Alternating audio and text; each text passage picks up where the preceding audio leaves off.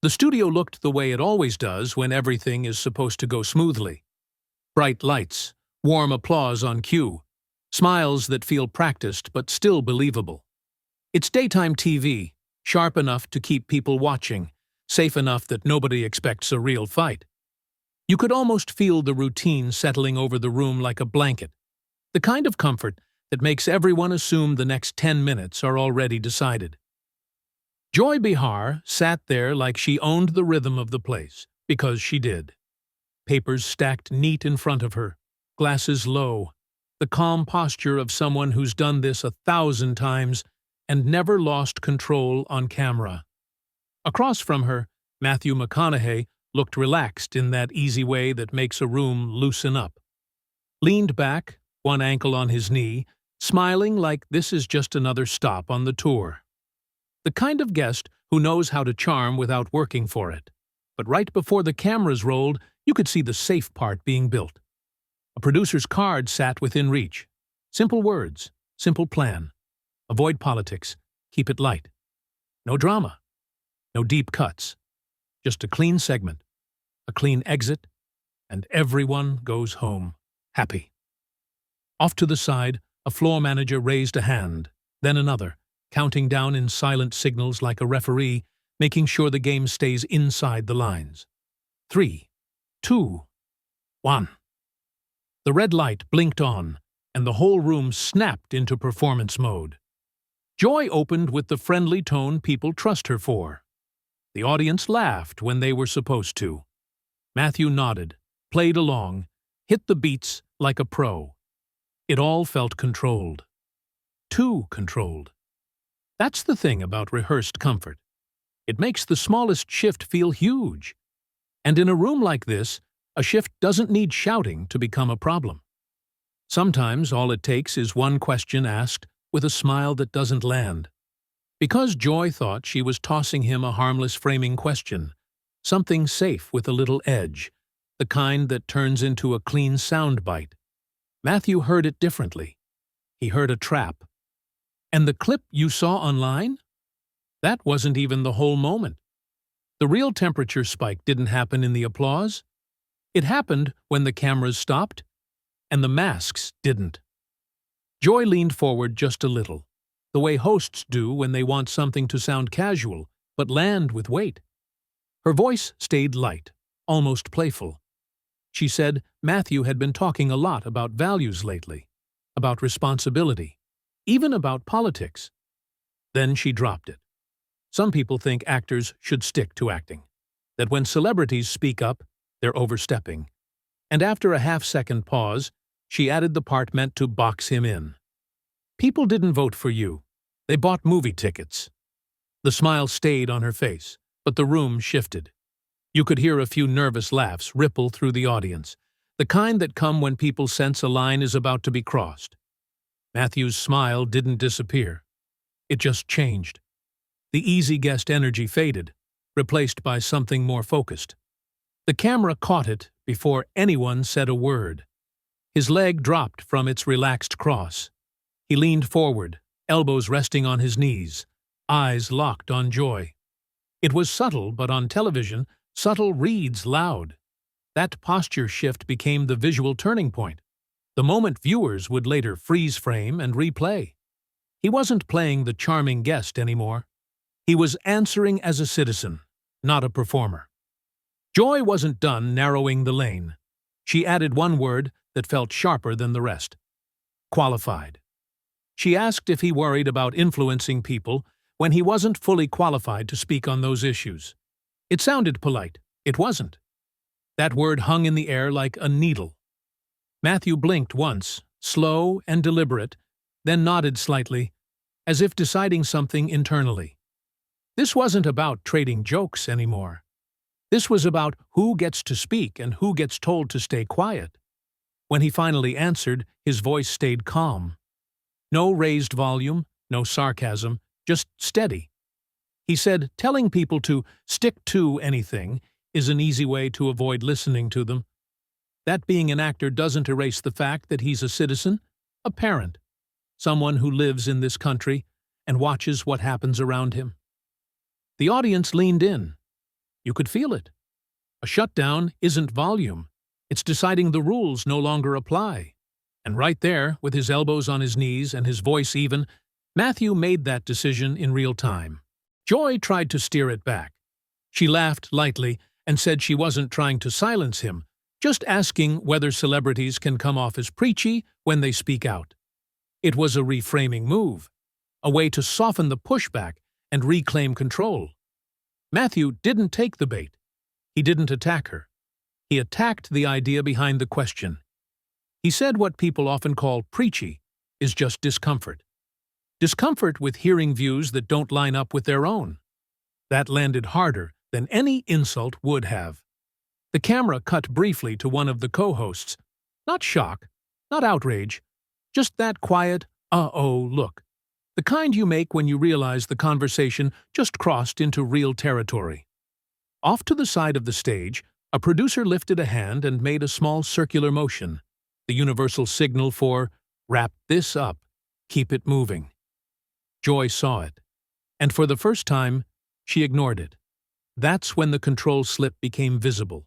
She wasn't steering anymore. She was reacting. She pressed again, asking if he really thought critics were just uncomfortable. Matthew answered without flinching. He said, dismissing people instead of engaging them is the easiest way to feel superior without doing the work. The room went quieter. Not awkward quiet. Focused quiet.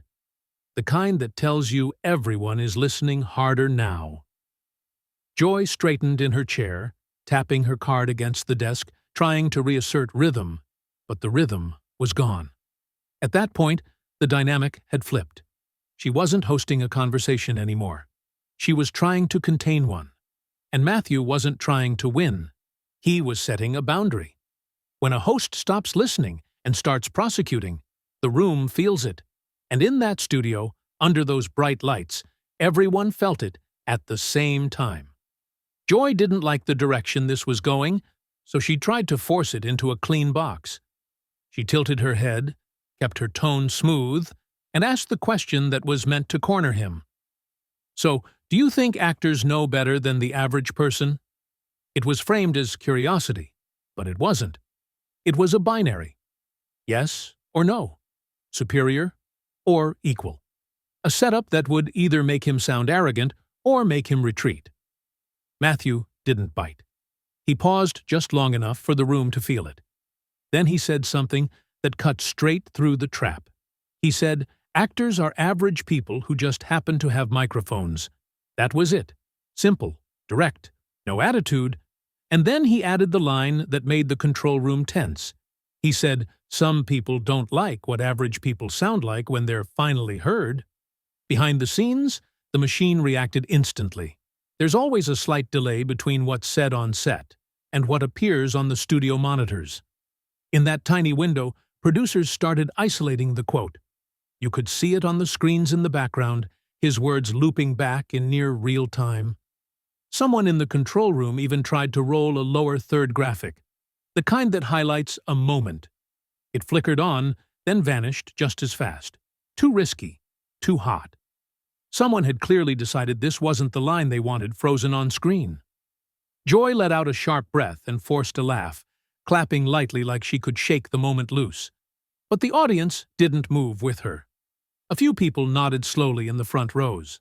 Others sat back, arms crossed, processing. Matthew stayed leaned forward, steady, not looking for approval. He wasn't trying to dominate the room. He was refusing to accept the hierarchy she was trying to build. The more she pushed for status and authority, the more he framed it as fear of regular voices being heard. And that made the gap between them impossible to ignore. Sensing the tension climbing too fast, Joy tried to reset. She straightened her cards and switched gears. Let's talk about your new film, she said brightly, like flipping a switch. The crowd clapped on cue, but the energy didn't come back with it. Matthew nodded and answered professionally, giving clean, safe responses. On paper, the segment was back on track. In the room, it wasn't. Then Joy slid it back in, quietly.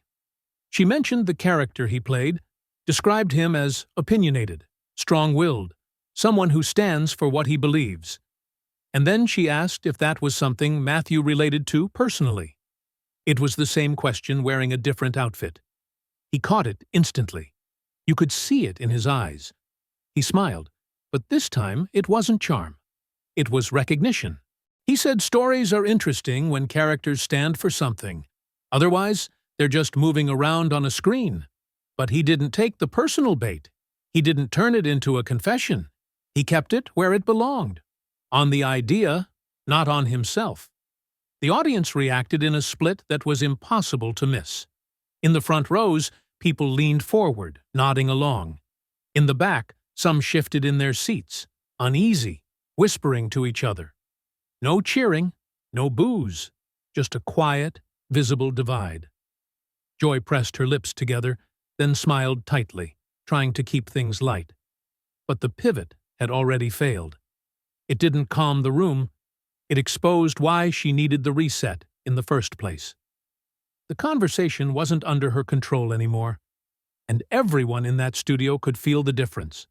The second the cameras cut, the temperature jumped. The applause faded, the studio music swelled, and people started moving fast.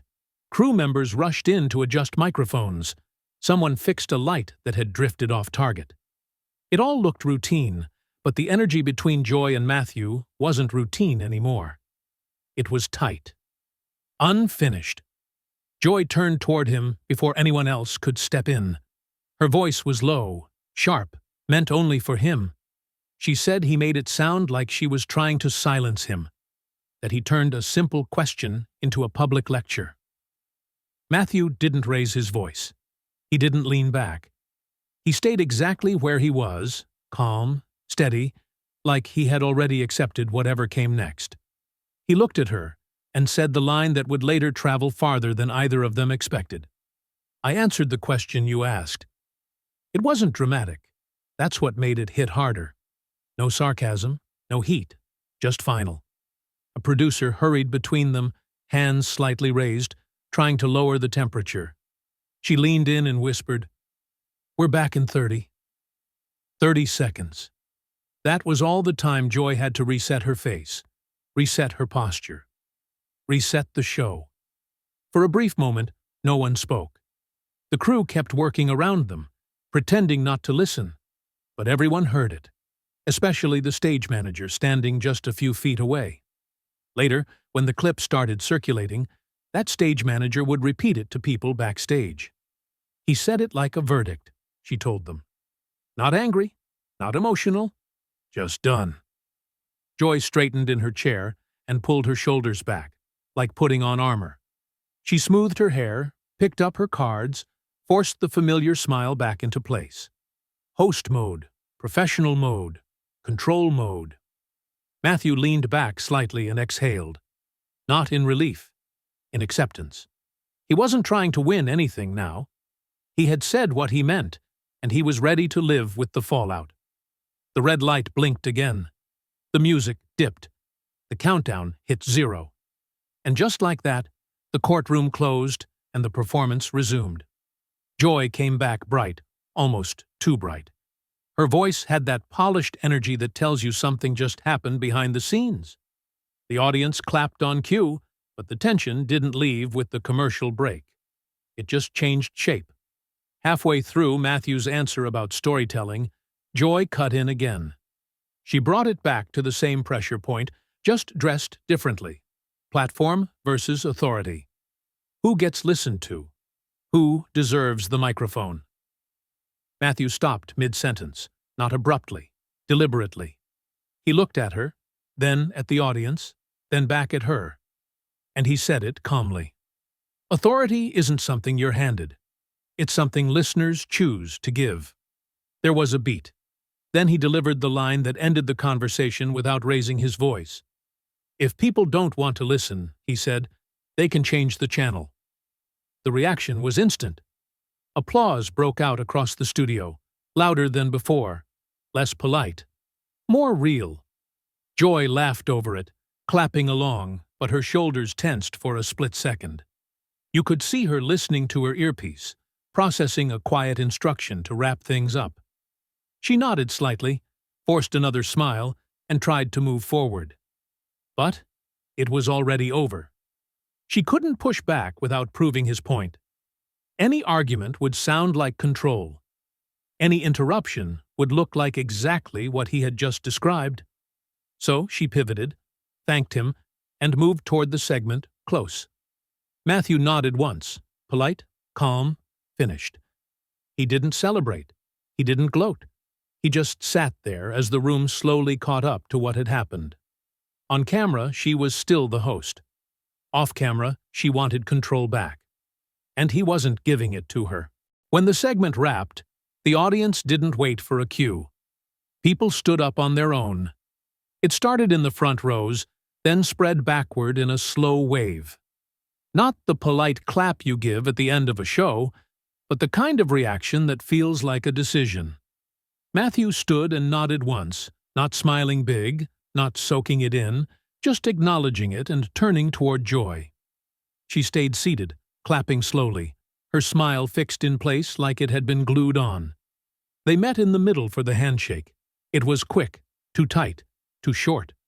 The kind of handshake that says, "We're done here," more than "good job." Matthew thanked her quietly. Joy answered with the same tone she uses on air, professional and clipped. Behind them, a social producer was already bent over a laptop, pulling the clip before Matthew even reached the edge of the stage. No waiting for the broadcast replay, no delay. The moment was being packaged in real time. As Matthew stepped off the platform, one of the co-hosts leaned toward another and murmured something under her breath. It didn't sound dramatic, but it stuck. "That wasn't an answer," she said. "It was a boundary." That line would get repeated later by crew members, then by people online who heard it secondhand. Because it captured what the room felt, but didn't know how to describe yet. The applause kept going even as the cameras pulled away. Not louder, longer, sustained. It wasn't celebration. It was the audience voting in real time, and everyone in that studio knew it. By the time Matthew hit the hallway, the clip was already moving. Phones buzzed, messages stacked up. Inside the control room, Joy turned to a producer and said she didn't want the long version posted. She told them to cut it tight. Shorter clip. Less context, cleaner. The producer hesitated, then told her the truth.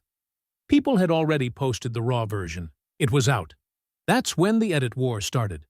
The shortened clip made Joy look harsher, more abrupt, more confrontational. The raw clip showed the full sequence, the follow-up questions, the posture shift, the pause before "change the channel." Panels on TV and online froze frames like evidence in a trial. Joy's smile tightening. Matthew leaning forward. The exact moment he stopped talking like a guest and started talking like someone done negotiating. Body language experts jumped in.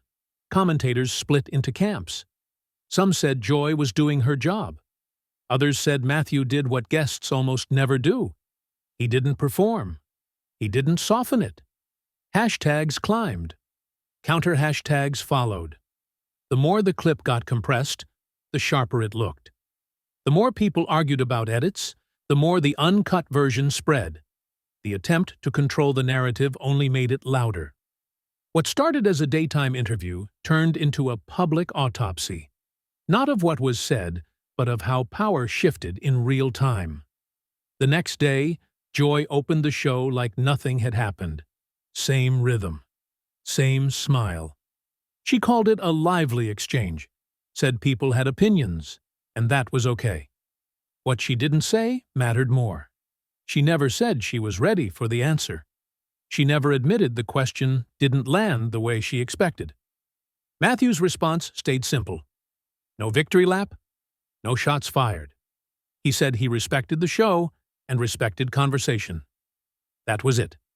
Calm again. Controlled again. The contrast was impossible to miss.